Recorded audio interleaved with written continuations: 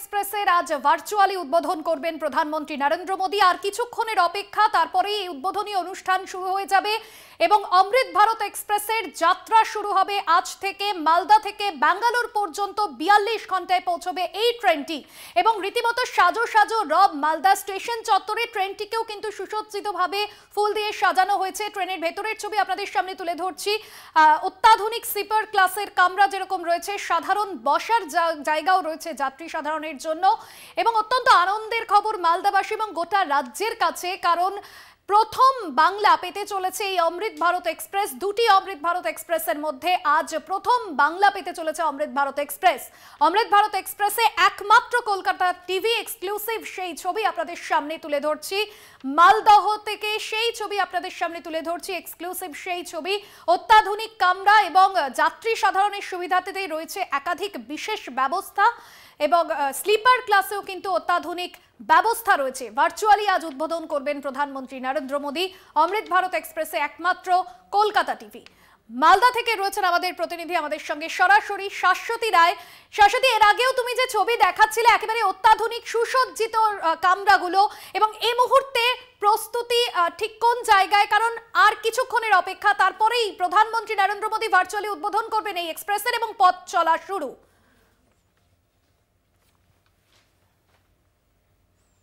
কিছুক্ষণের অপেক্ষা, ভার্চুয়াল মাধ্যমে প্রধানমন্ত্রী নরেন্দ্র মোদী তিনি উদ্বোধন করবেন এই ট্রেনের। এবং আমরা রয়েছি মালদা স্টেশন। আমি বাইরের ছবিটা একবার দেখাতে বলবো।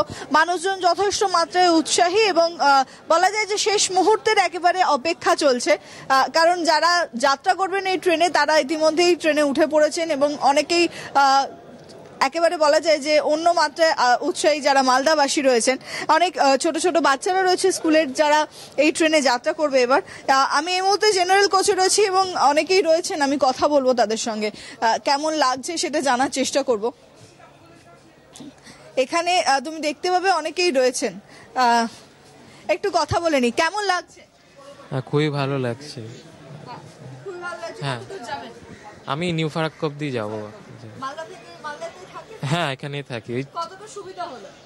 খুবই সুবিধা হলো, কেন কি যে অনেকটা এই টাইমিংটা খুব ভালো। সানডে সকালবেলা যারা শর্ট ডিস্টেন্সও যারা যেতে পারে, বা এখান থেকে শান্তিনিকেতন যারা যেতে পারে, তারা ছুটির দিনে যেতে পারবে। সো খুবই ভালো লাগছে।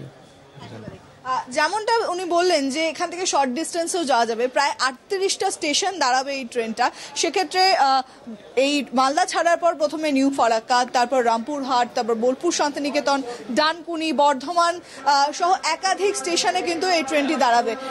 একেবারে শেষ মুহূর্তের প্রস্তুতি। জেনারেল কোচে অনেকে রয়েছেন, কেমন লাগছে বলুন? খুব ভালো লাগছে। মালদা থেকে যাচ্ছেন? মালদা থেকে, হ্যাঁ। কতদূর যাওয়ার ইচ্ছা? বোলপুর পর্যন্ত। হ্যাঁ, অনেকটা সুবিধা হবে, বোঝাই যাচ্ছে। ধন্যবাদ জানাবো তোমায়।